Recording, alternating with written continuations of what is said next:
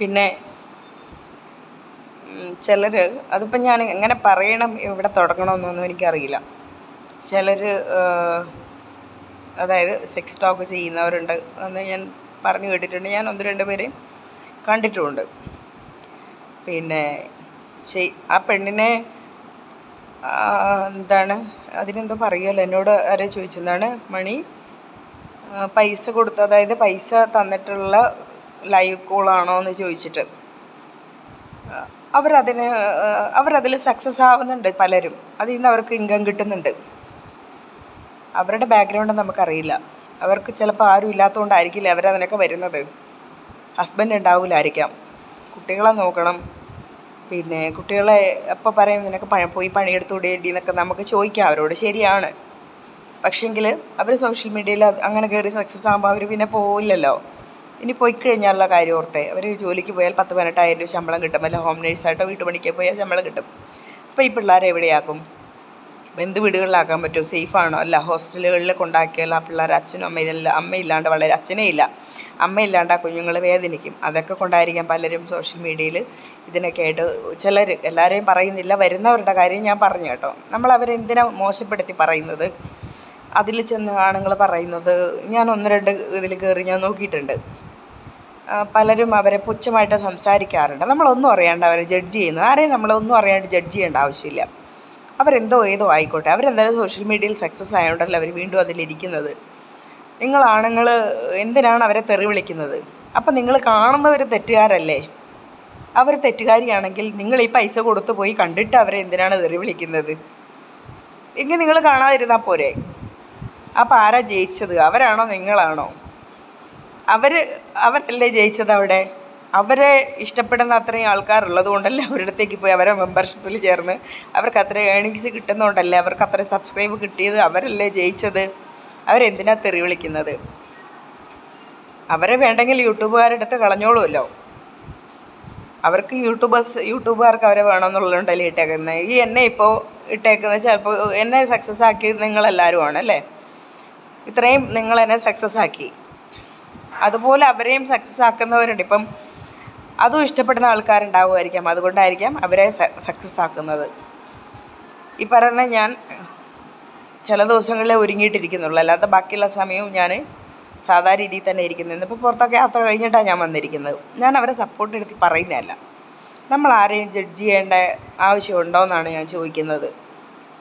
നിങ്ങളാണുങ്ങളുടെ ശ്രദ്ധയ്ക്കാണ് പറഞ്ഞത്. നിങ്ങളാണ് കൂടുതലും പെണ്ണുങ്ങളെ പിഴച്ചവൾ, മറ്റവൾ, മറിച്ചവളെന്ന് വിളിക്കുന്നത്.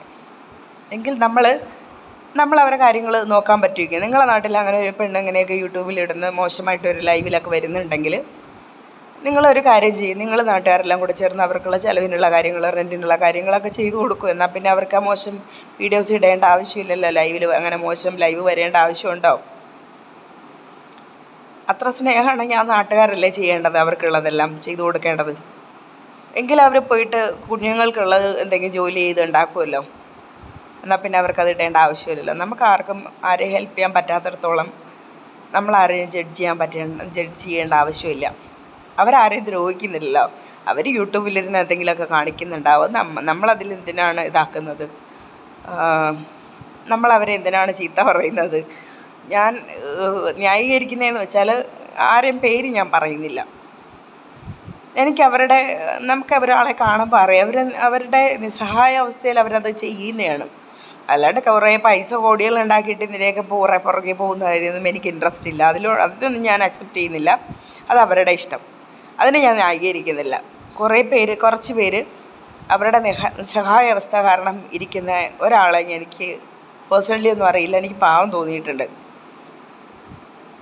പേരൊന്നും ഞാൻ പറയുന്നില്ല. പക്ഷേ അതിനെ കാണുമ്പോൾ അതിന് ഒരുപാട് ദുഃഖങ്ങളുണ്ട്.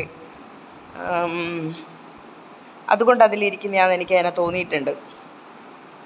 പിന്നെ എവിടെയുള്ളതാണോയെന്നും എനിക്കറിയില്ല. എനിക്ക് മുസ്ലിം ആണെന്ന് എനിക്ക് തോന്നുന്നു.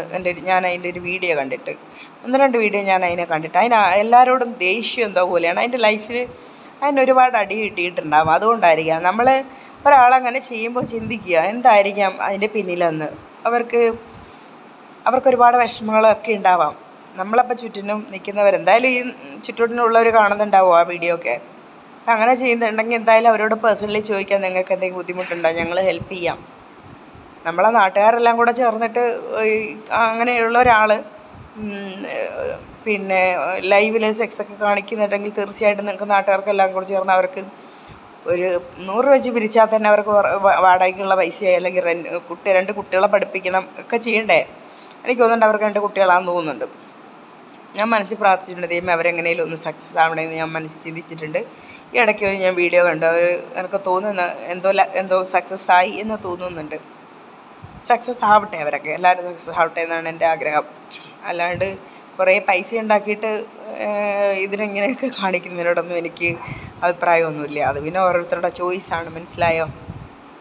നിങ്ങൾ ആണുങ്ങൾ പോയി കണ്ടിട്ട് തിരിച്ചു വന്നിരുന്ന് അവരെ പിന്നെ അവരെ നെഗറ്റീവ് പറയുന്നതിനോട് എനിക്ക് അതിലൊരു എത്തിക്സും ഇല്ല, മനസ്സിലായോ? നിങ്ങൾ ആണുങ്ങൾ തന്നെയാണ് പോയി കണ്ടവരെ വളർത്തിയത്, പിന്നെ എന്നിട്ട് എന്ത് എത്തിക്സാണ് ഉള്ളത് അതിന്?